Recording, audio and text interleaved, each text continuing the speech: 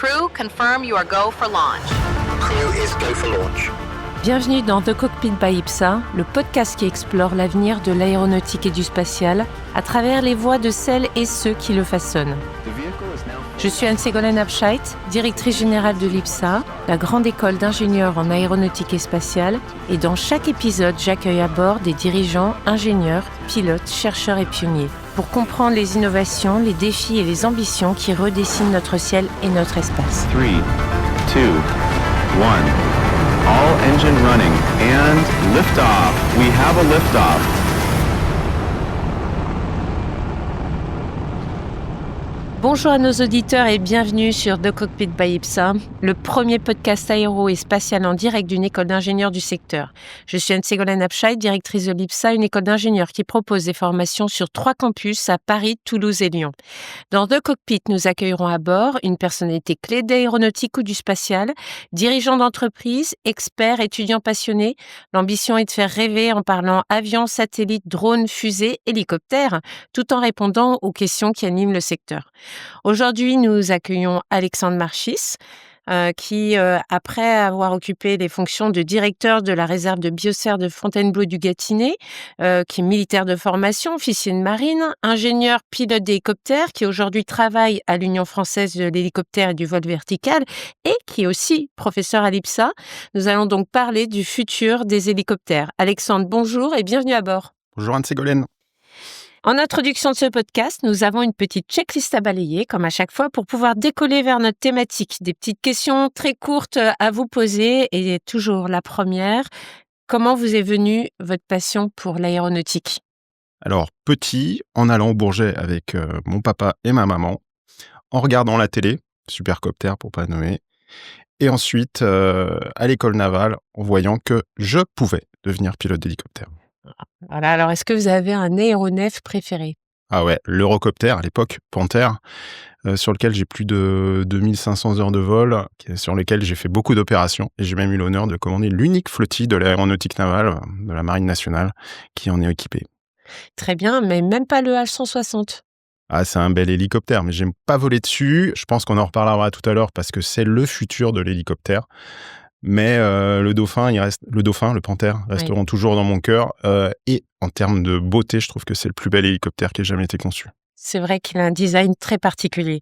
Vous êtes passionné d'aéro et vous êtes particulièrement impliqué dans le développement durable par vos anciennes fonctions à la tête de la réserve de biosphère de Fontainebleau et du Gâtinais. Alors, une petite question, est-ce qu'on peut aimer le kéro et protéger la nature ? A priori, oui. Alors, c'est même presque dommage, je trouve, que ça paraisse paradoxal quand on connaît les enjeux de demain, des enjeux de développement durable, les enjeux pour lutter contre le changement climatique, et également l'érosion de la biodiversité.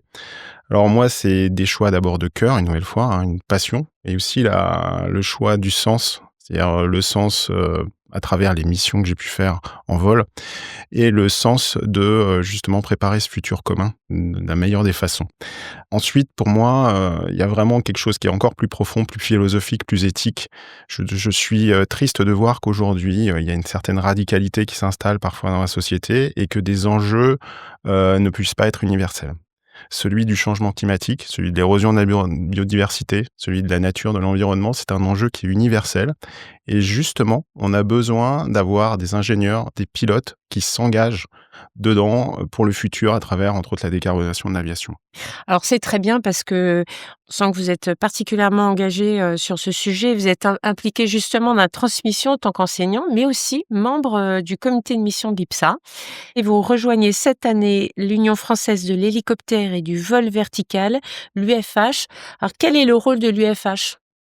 Alors, l'UFH, c'est l'organisme qui va défendre les intérêts du secteur civil français des voilures tournantes, qu'il s'agisse des exploitants qui sont représentés. Le coprésident du UFH, c'est le président du syndicat national des exploitants d'hélicoptères, des industriels, parmi lesquels, bien entendu, de gros industriels français, Airbus et Safran, mais également tout ce qui va être loisirs, la Fédération française de giraviation, par exemple, et tout ce qui est historique, parce qu'en France, on a quand même une histoire de l'hélicoptère qui est exceptionnelle.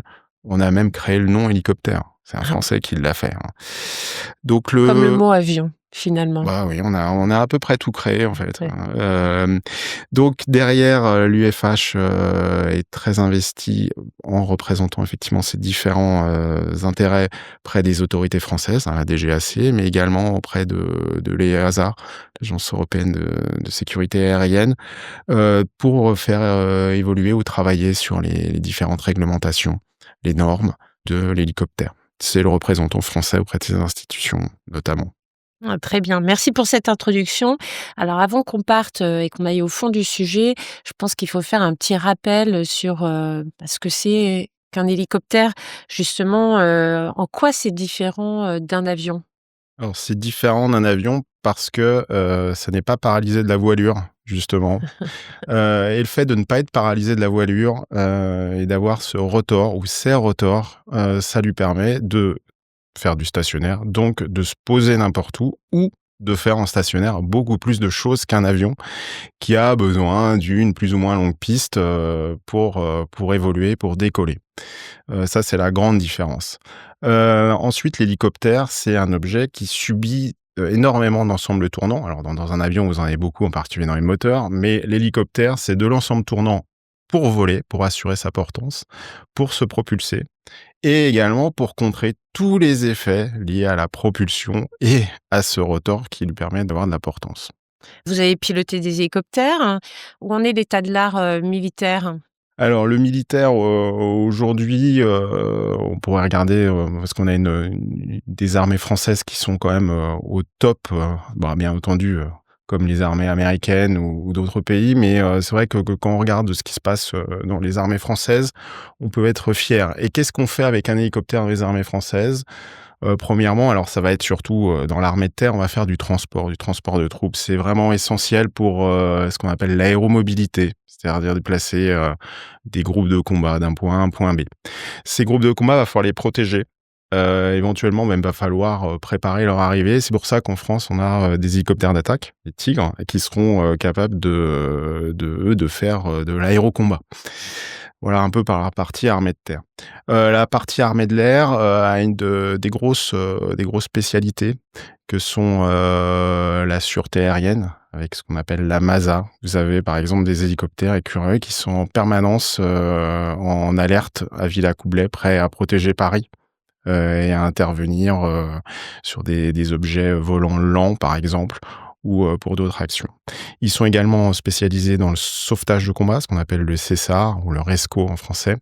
Et ça, c'est la mission de l'escadron qui est basé à Cazaux et qui a fêté ses 50 ans d'ailleurs il y a moins d'un mois, avec des hélicoptères Caracal. Et une nouvelle fois, il y a un vrai savoir-faire français qui avait été initialement d'ailleurs développé dans la marine et qui a été transféré au début des années 2000 à l'armée de l'air, avec des opérations qui sont très particulières et qui sont combinées avec des voilures fixes pour aller parfois très loin dans la profondeur. C'est d'ailleurs pour ça qu'on est capable aujourd'hui de ravitailler en vol des Caracal.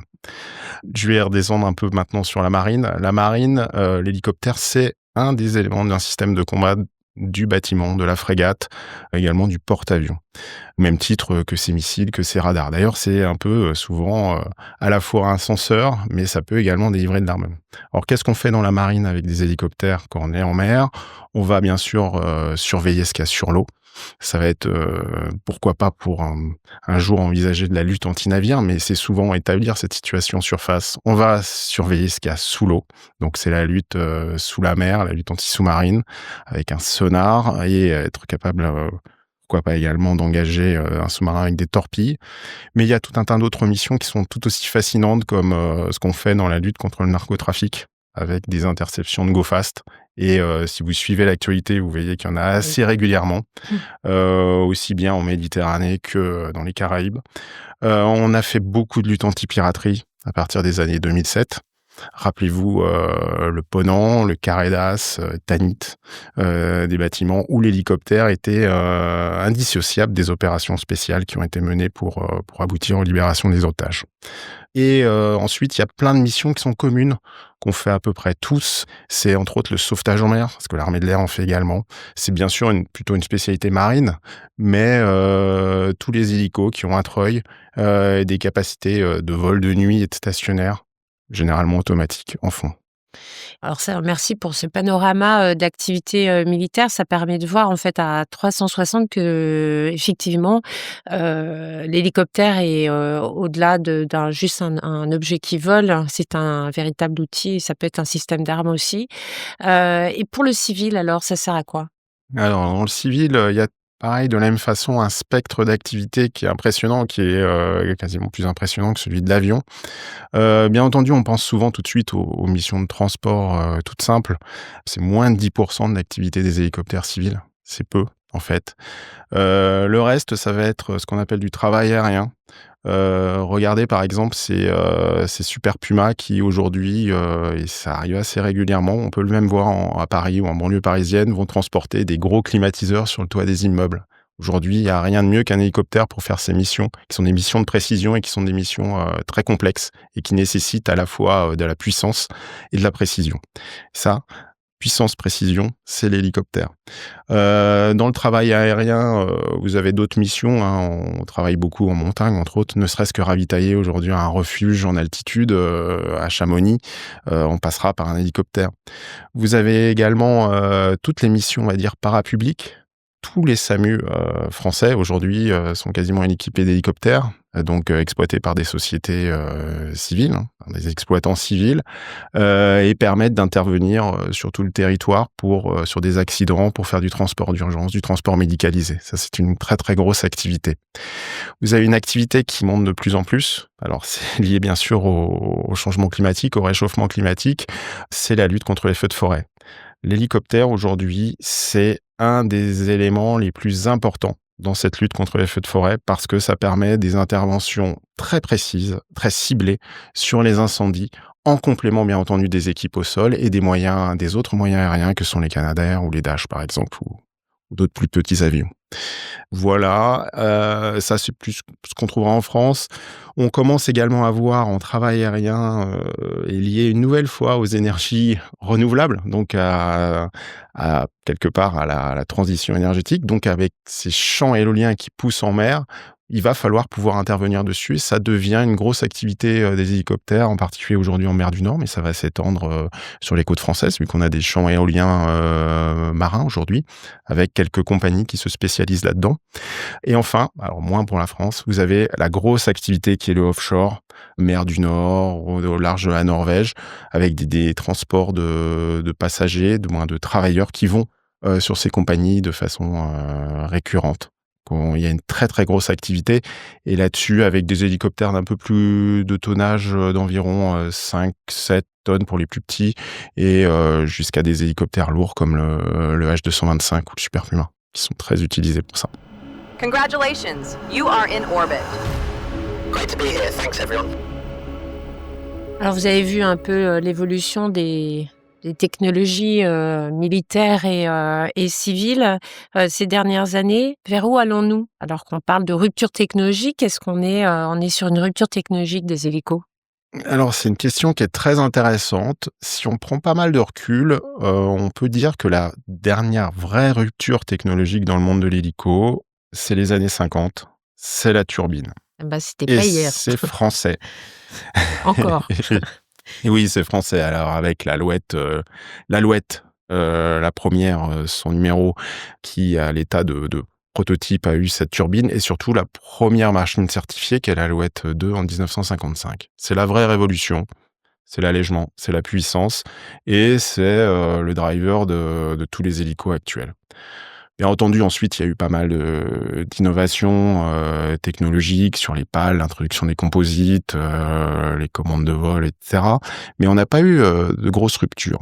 À tel point que même aujourd'hui, quand vous allez sur la majeure partie des chaînes de production des hélicos, on reste un peu à cet état d'artisanat qu'on a quitté pour l'avion. Donc le futur, c'est assez intéressant parce que je pense qu'il y a quelques années, on n'aurait pas tout à fait dit ce que je vais dire maintenant. On aurait placé ce que je vais mettre pour le plus tard, quasiment dans le tout de suite. Rappelez-vous, il y a 2-3 ans, on était persuadé qu'il y aurait des taxis, des drones taxis qui viendraient se poser à côté du Champ de Mars pour transporter des passagers pendant les JO. On a tous rêvé pendant les JO Voilà. d'avoir enfin des taxis volants. Ben non. En fait, le futur, je vais être très pragmatique. Il existe déjà. Il a un nom. Alors, je vais faire un peu de publicité, mais une nouvelle fois, c'est européen, donc c'est très bien. C'est l'Airbus hélicoptère H160. C'est vraiment le futur proche. Je pense que c'est la synthèse de l'évolution du secteur dans les années à venir. Pourquoi? D'abord, sa méthode de fabrication. On quitte l'artisanat, on commence à s'approcher de solutions réellement industrielles.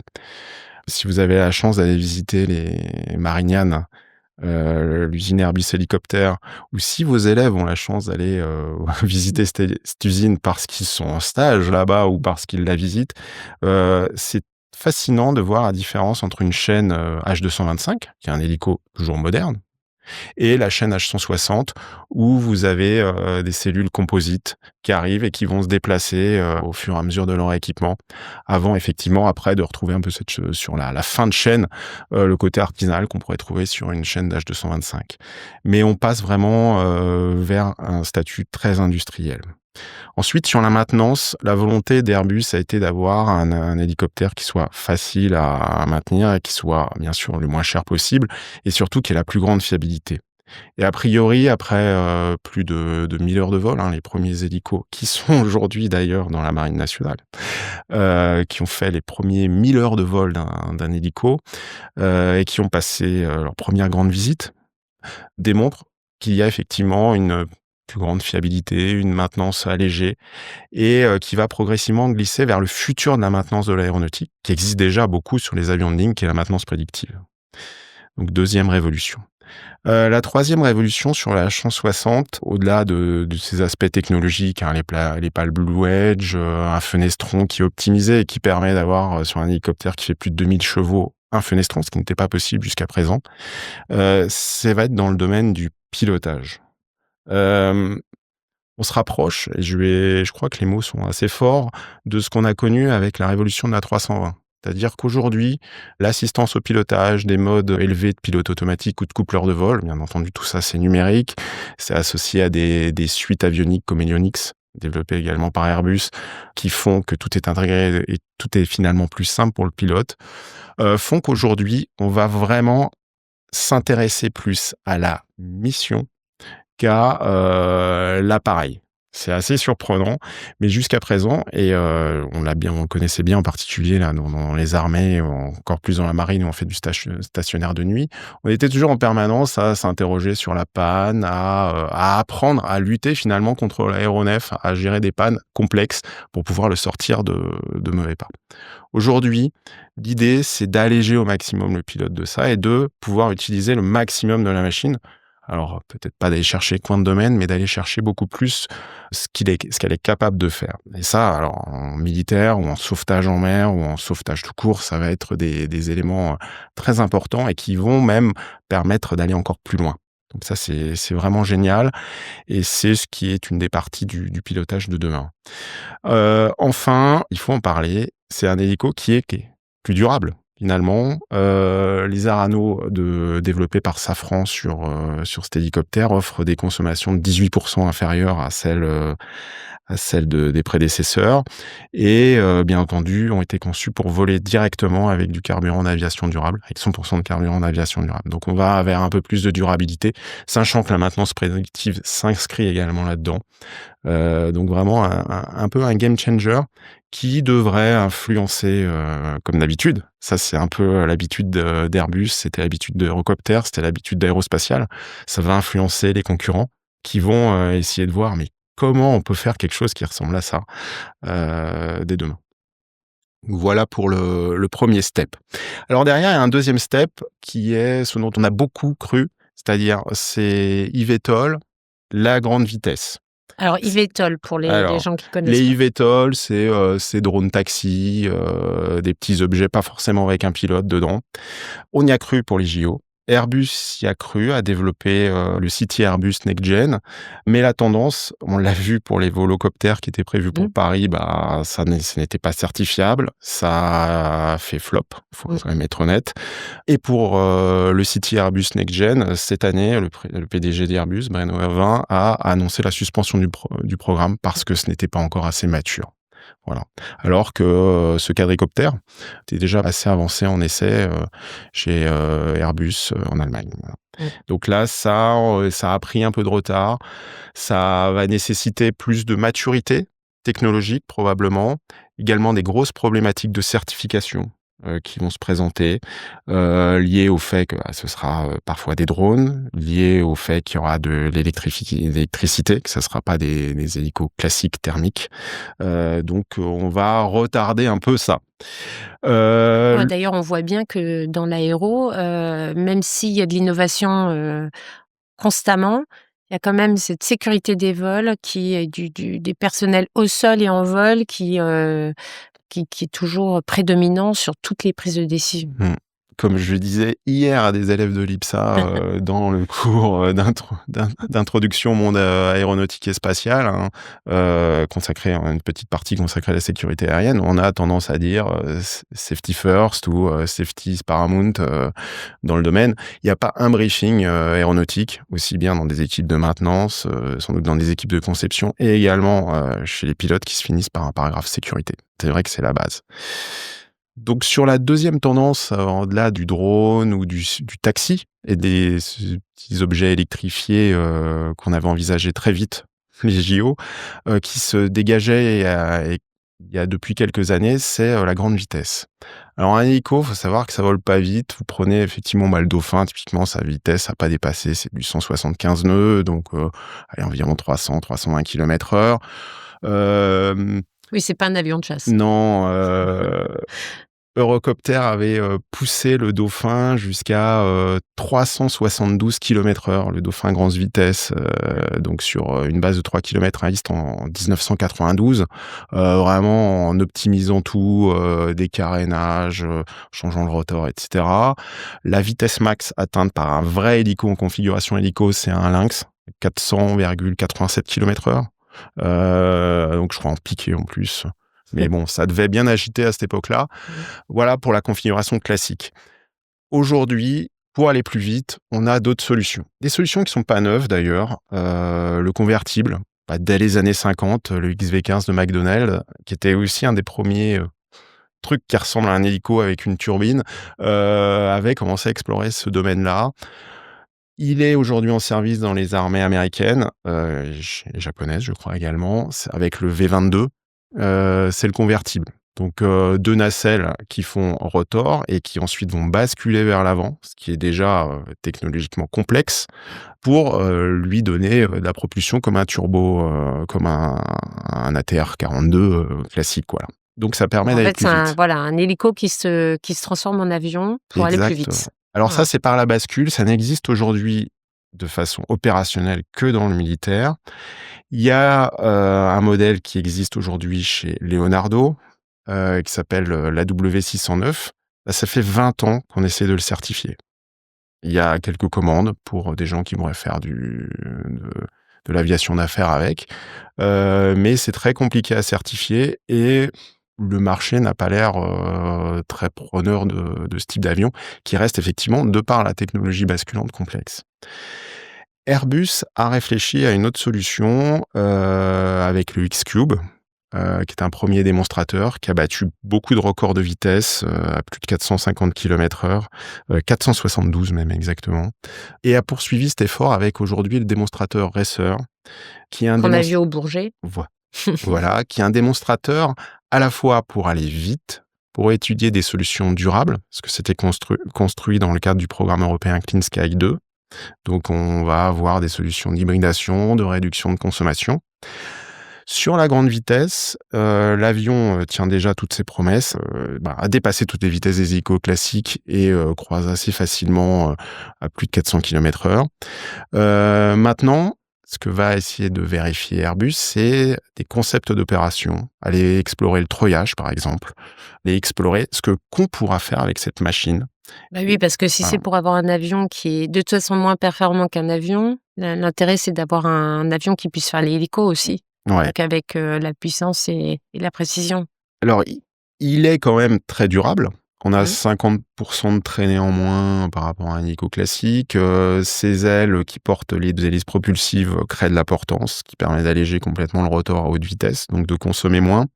En termes de sécurité, on a un gain énorme par rapport aux hélicos classiques. Vous avez 7 secondes, par exemple, en cas de panne des deux moteurs, de plus pour réagir. Ouais, bah, ça compte. Par rapport à une autorotation classique, l'hélico, ce qui est quand même Mmh. pas mal et ce qui va permettre éventuellement d'aller chercher un terrain pour se poser en sécurité. C'est un hélico ou un hybride qui monte 2 fois plus vite qu'un hélico classique et tout ça à 245 nœuds au lieu des 175 par Ah, on exemple l'a sur le vu, Dauphin. sur le Bourget, il était particulièrement, maniable. En même temps, dans l'aéro, quand on dit: «Ça va plus vite», généralement, ça veut dire que ça consomme plus et que c'est moins durable, puisque la problématique des avions aujourd'hui, c'est d'aller justement moins vite pour diminuer, tous les effets. Est-ce que là, on est malgré toutes les promesses de Clean Sky 2 et cetera, est-ce qu'on est sur la promesse Bon, avec un a priori, de par sa construction et son aérodynamique, il permet des réductions de consommation. Il en permettra d'autres avec l'hybridation. Il y a des solutions qui sont normalement testées dessus sur cet avion hélicoptère, c'est difficile à dire, sur cet hybride, dont on sait, finalement encore pas grand-chose parce qu'ils volent pas depuis longtemps et puis, c'est un démonstrateur. Donc tout ça, normalement, oui, c'est une solution d'avenir sans doute, mais à quel horizon, c'est plus compliqué à dire. Mais c'est intéressant de voir que ça, de toute façon, va contribuer, en particulier sur l'hybridation, à faire évoluer aussi les choses. L'hybridation qui est également, quand on parle, de durabilité, Mmh. une des solutions, du futur sur l'hélicoptère et là où elle est intéressante, c'est une double solution. C'est une solution en termes de durabilité et de sécurité. Alors, pour l'expliquer, simplement, qui est un peu compliqué sur cette hybridation, pourquoi on veut hybrider des hélicos? Alors, il y a ce qu'on fait sur les voitures ou ce qu'on veut faire sur les avions, c'est juste effectivement avoir de l'électricité qui, dans certaines phases, va nous permettre d'apporter un peu plus de puissance et de consommer moins. Ça, c'est effectivement des choses qui sont recherchées. Typiquement, on a Airbus qui travaille avec Safran sur un H145, je crois, là-dessus. Leonardo travaille également de son côté sur ces affaires-là. Mais il y a une deuxième chose qui est très intéressante, c'est l'hybridation et l'hélicoptère monomoteur. Ce qu'il faut comprendre aujourd'hui, c'est que les hélicoptères monomoteurs, donc qui peuvent avoir une panne moteur plus facile et donc plus du tout de moteur comparé à un bi ou un trip turbine, aujourd'hui, parce qu'en Europe, sont interdits de survol des zones Habité. sensibles, des zones Mmh. habitées. Donc ce qui fait qu'aujourd'hui, vous ne voyez aucun hélicoptère de SAMU survoler des villes françaises, par exemple, en monomoteur. Les hélicoptères que vous voyez en monomoteur en France, ça va être en particulier l'H125B3, qui va faire du travail aérien et qui va travailler en montagne ou à transporter des charges, mais avec des profils de vol qui lui feront éviter des zones sensibles et habitées. Le fait d'être obligé d'avoir des biturbines, quelque part, ça coûte plus cher pour l'exploitant. Ça nécessite également des consommations supérieures. Pourquoi? Parce que votre hélico va pas être au régime optimal et en plus va consommer plus de par ces 2 turbines. Donc le retour à du monoturbine pourrait être, alors je parle vraiment avec beaucoup de conditionnels, envisageable si on avait un moyen de sécuriser la panne de l'unique turbine à travers, par exemple, une hybridation électrique qui apporterait un surcroît de puissance pendant, je parlais de 7 secondes typiquement Mmh. sur le racer, pendant un temps certain. Alors là, bien sûr, c'est aux autorités de sécurité aérienne de déterminer qu'est-ce qui est acceptable pour pouvoir choisir un point d'autorotation qui soit également en dehors des zones habitées et safe finalement. Donc il y a finalement le gain en conso, le gain en sécurité pour le monomoteur, qui pourrait revenir au-dessus de zones sensibles ou habitées, et derrière, on aurait encore un autre gain de consommation, vu qu'on repasserait peut-être sur des hélicos monomoteurs pour ces missions au-dessus des villes. Ouais, très intéressant. Est-ce qu'on utilise les SAF aujourd'hui dans les hélicos? Alors oui, on utilise la problématique des SAF est exactement la même pour les avions et les hélicoptères. Donc les hélicos la majeure partie des moteurs actuels peuvent voler comme pour les avions, avec 50% de SAF. Vous avez les moteurs les plus récents qui volent avec du 100% de SAF. Le Larano, typiquement du H160, peut le faire. Les derniers Makila qui équipent les DH225 peuvent le faire également. Derrière, la vraie problématique, c'est la disponibilité des SAF aujourd'hui. On rappelle que c'est à peine 0,5. L'année dernière, c'était encore 0,5% des besoins de carburant de l'aviation mondiale, avec une montée en gamme qu'on espère atteindre les 10%. C'est ce qu'on recherche pour 2030. Avec 2030, une révolution, normalement, c'est la certification des SAF dites synthèse, des ISAF, donc des carburants de synthèse qui iront encore plus loin que les carburants d'aviation durable issus de la biomasse, qui permettent de compenser entre 40 jusqu'à 80% des émissions de CO2. L'avantage de ces ISAF, c'est qu'on pourra même aller jusqu'à du carbone négatif, puisque de par la fabrication du SAF, on capte du CO2.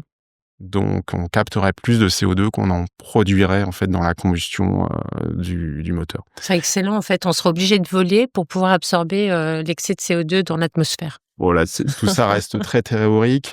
C'est encore un peu Star Trek, quoi. Après, on charge. Moi, j'aime bien le rappeler aux étudiants, en particulier en décarbonation de l'aviation. Déjà, je rappelle que, quoi qu'il arrive, un carburant d'aviation durable, c'est un hydrocarbure.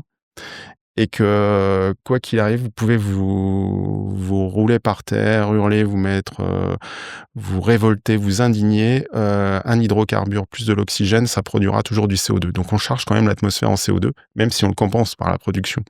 Donc, on joue quand même sur les cycles du carbone.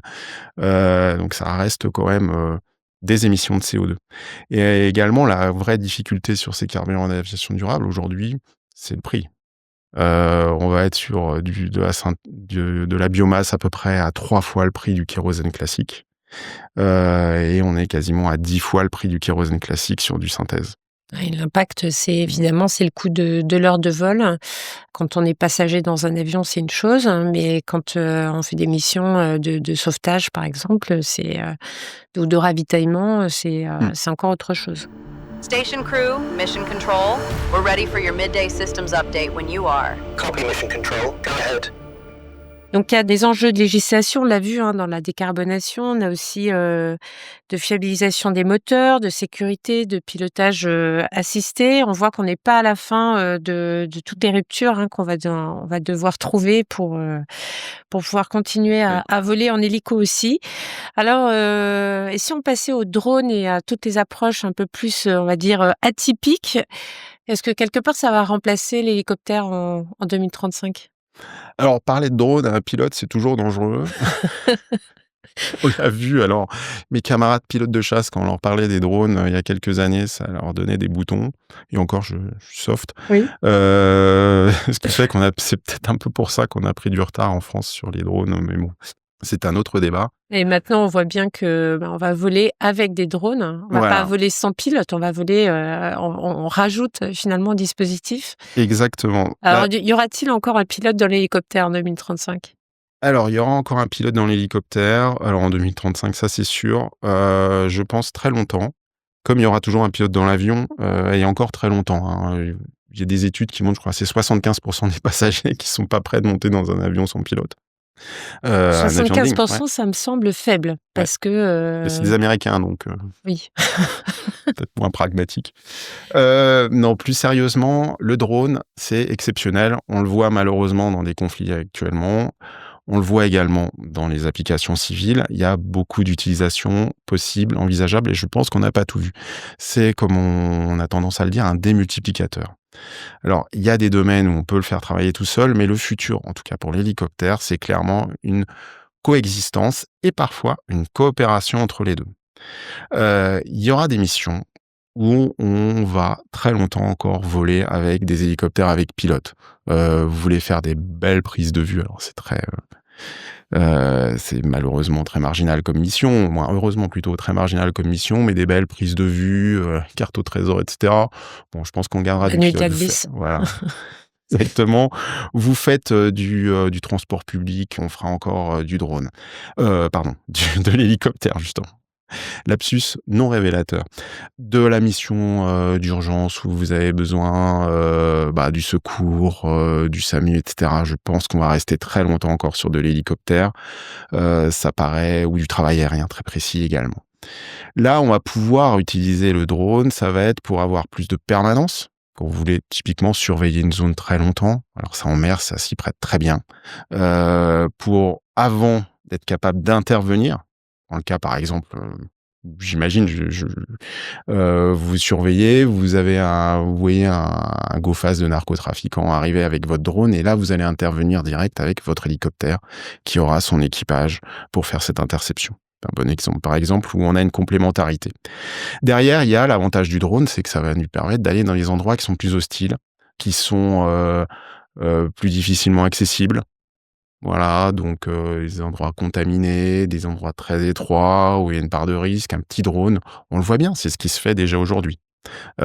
Si vous voulez aller inspecter l'intérieur du réacteur de Tchernobyl, par exemple, vous pouvez y aller en drone, quoi. Aujourd'hui, non, ça paraît plus logique. Donc il y a une vraie complémentarité avant de pouvoir voir un remplacement total.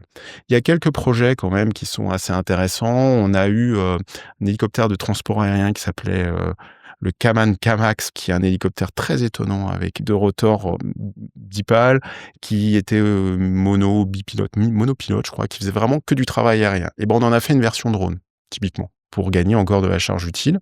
Et il y a Sikorsky qui vient de présenter une version dronisée du Black Hawk pour faire du transport, tout simplement, mais du transport de charge, voilà, son pilote. Et une nouvelle fois, ça permettra d'aller déposer sur une zone de conflit du matériel sans mettre en jeu la sécurité d'un équipage. Pourquoi pas même dans des zones d'incendie, des choses comme ça, faire pas mal de choses. Voilà.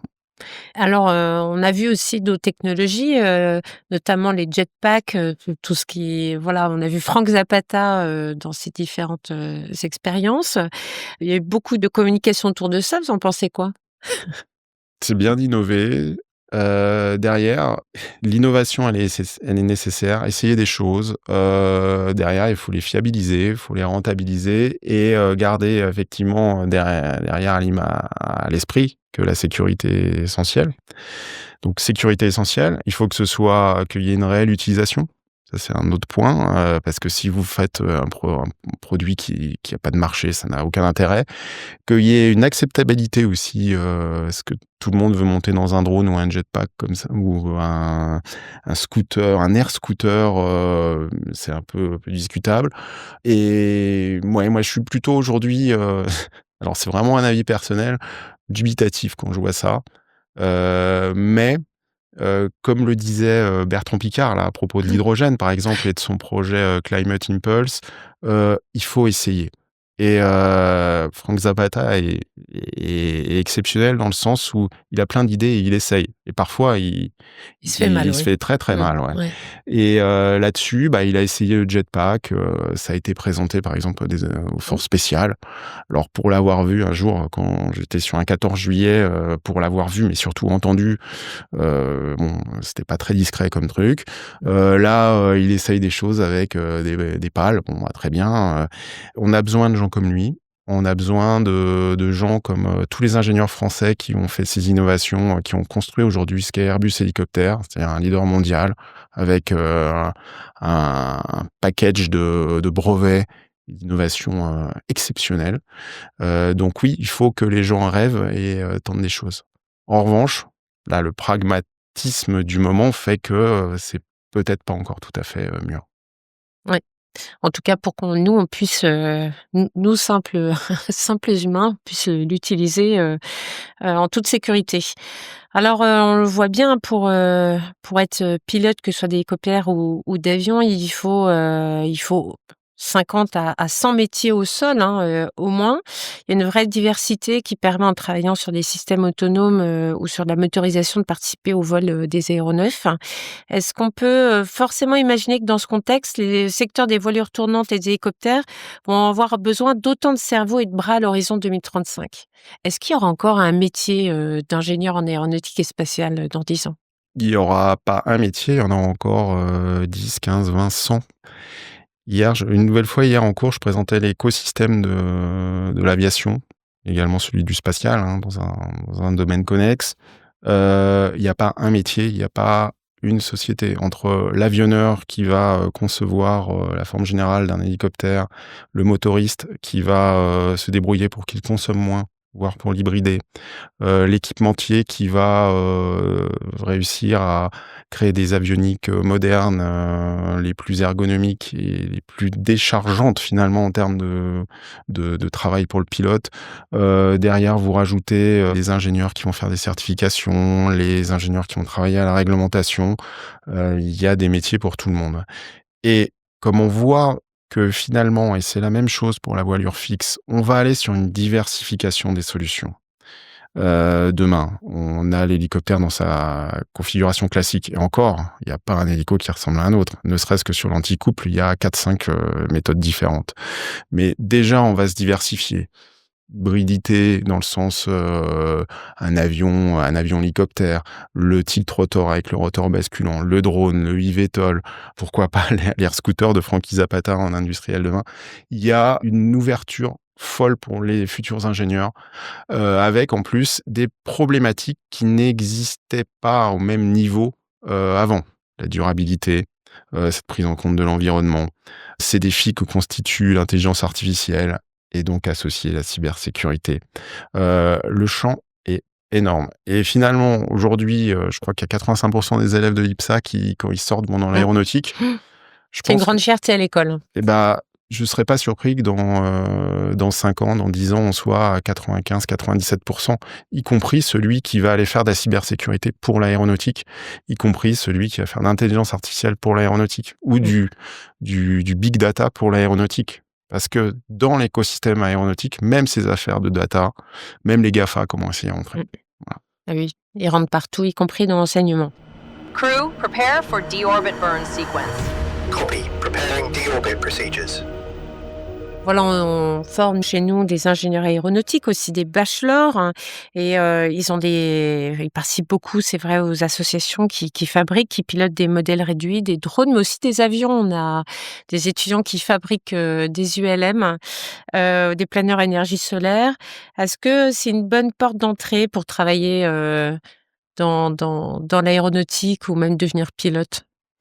Alors, c'est une super porte d'entrée. Moi, dans ce qui me plaît quand je pousse les portes de l'IPSA, c'est effectivement toutes ces associations, toute cette activité qu'on a liée au domaine de l'aéronautique et du spatial dans l'école.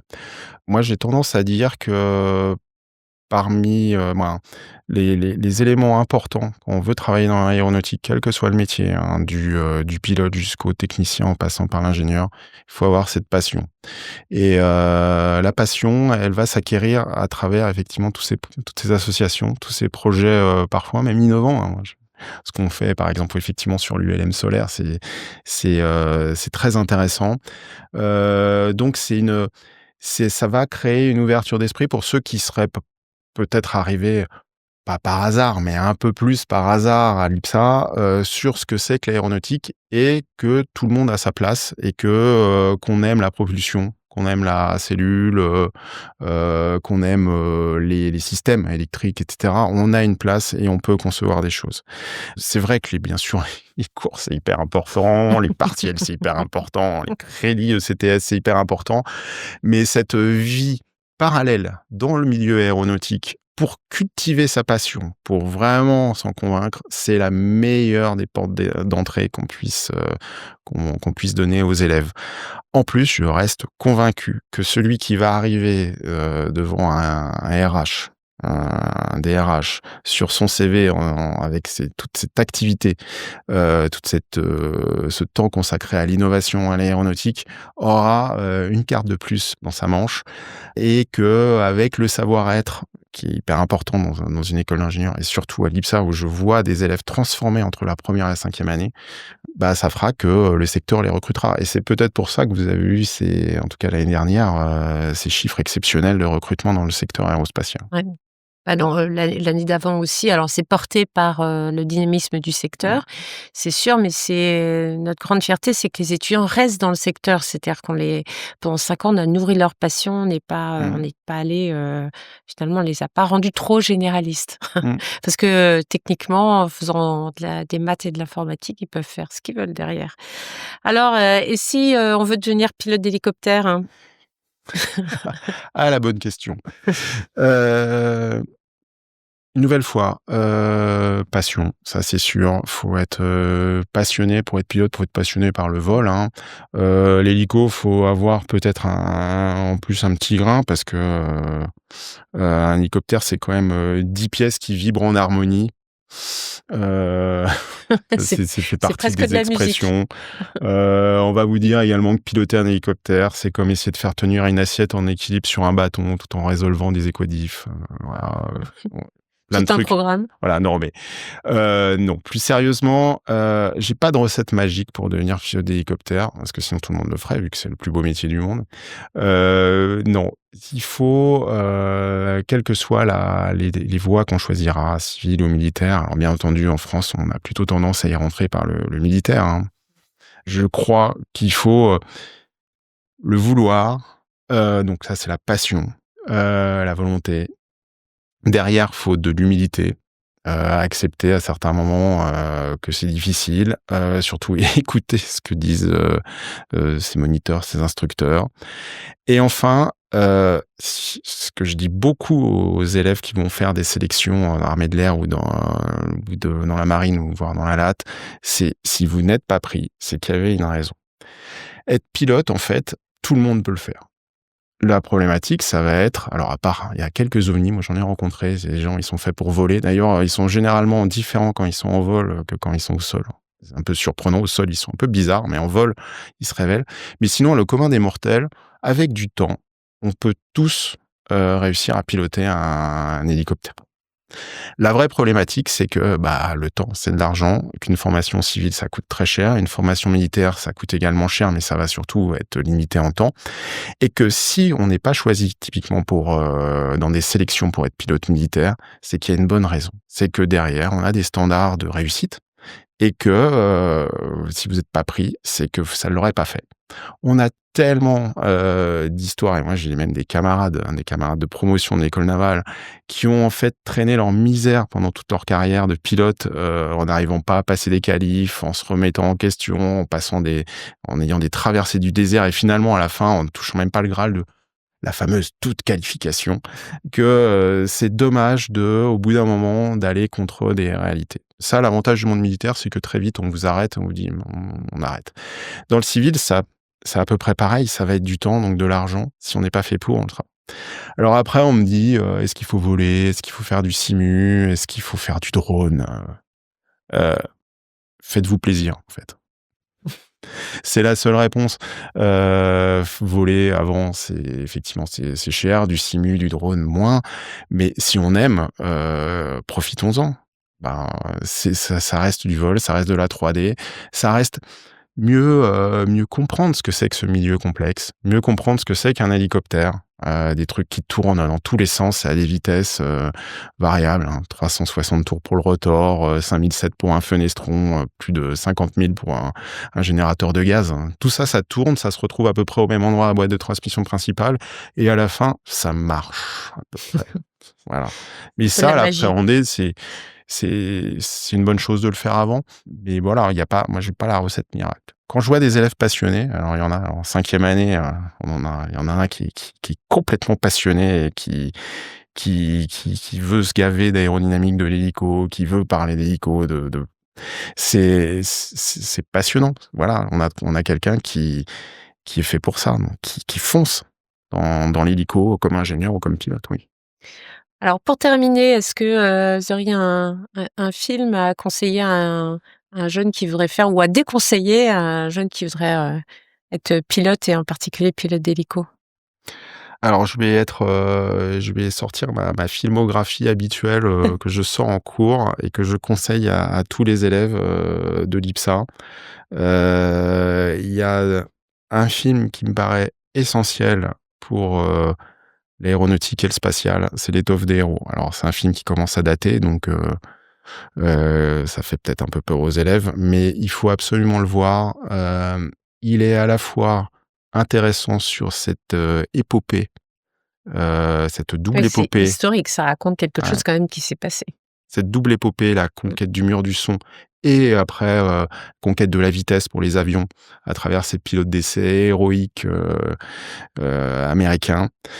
Et de l'autre côté, le début de la conquête spatiale américaine, avec en filigrane une très bonne description de cette compétition avec l'Union soviétique. C'est fascinant et historiquement, il y a beaucoup de choses là-dedans.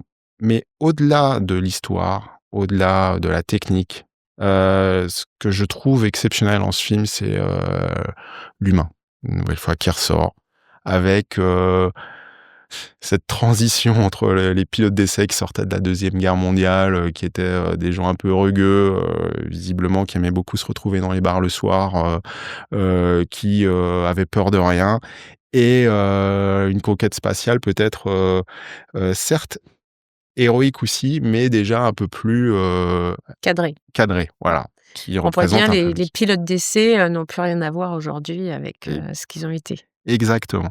Mais quelle que soit la différence entre ces 2 personnages, genre, Chuck Yeager d'un côté et John Glenn, hein, c'est un peu les 2 têtes Mmh.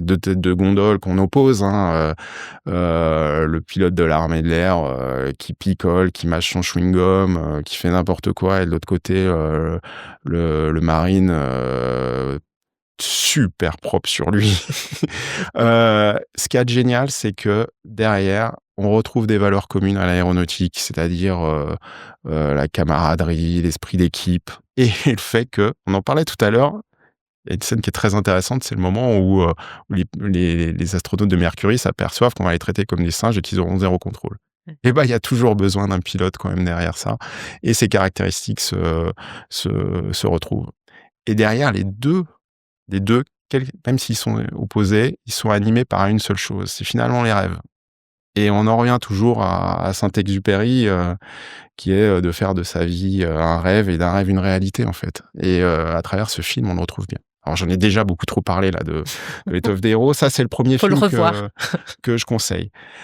Plus, alors ça paraît plus étonnant, mais moi j'ai bien sûr adoré plutôt le deuxième Top Gun. Le premier, je l'ai vu très tard. Je peux même confesser que la première fois que je l'ai vu, c'était quasiment 10 ans après sa sortie, sur une cassette achetée à Karachi au Pakistan, dont en fait la durée du film était réduite de moitié pour des raisons que vous comprendrez aisément. Non, le Top Gun 2, il est hyper intéressant parce qu'une nouvelle fois, il y a tous ces aspects humains. En plus, bon, pour un officier de marine, il y a vraiment ces références permanentes à la marine, qui était une volonté d'ailleurs de la Navy, pour pouvoir mieux récupérer le film, ce qui n'avait pas été le cas du premier, qui avait beaucoup bénéficié à l'Air Force. Donc vous avez en particulier cette scène qui ne sert strictement à rien, du voilier avec Tom Cruise et Jennifer Connelly. Mais donc bon, sinon c'est un film qui est très intéressant également parce que c'est vraiment un blockbuster avec de l'entertainment, et quand même il y a de l'aéronautique dedans. Ça va vraiment être les films sympas. Alors sur les hélicos, je vais pas reconseiller aux jeunes d'aller voir Supercopter parce que ça a quand même un peu mal vieilli. C'est clair. Malheureusement, effectivement, on n'a pas de film de référence De pilote comme ça. d'hélicoptère qui. Voilà, alors il y avait C'est peut-être une idée à donner à Netflix. il y avait un téléfilm exceptionnel dans les années 2000 qui s'appelait Une fille dans l'azur, où on parlait du super frelon, un téléfilm dans lequel j'ai eu la chance de jouer.